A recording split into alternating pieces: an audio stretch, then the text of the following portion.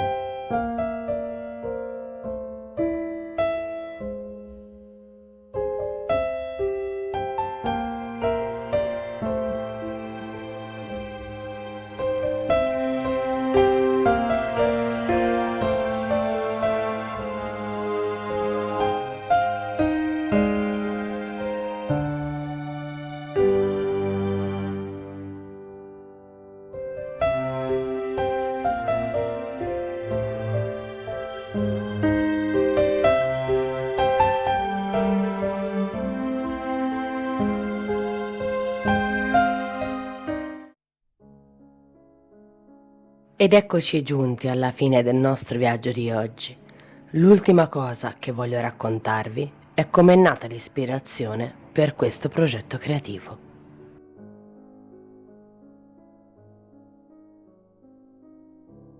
L'idea di questo progetto nasce dal fatto che stavo facendo delle ricerche per realizzare delle decorazioni per la casa a forma di fungo, quando alla fine ho trovato questo fungo di polistirolo e ho pensato, perché non modificarlo trasformandolo da una semplice decorazione ad una lampada?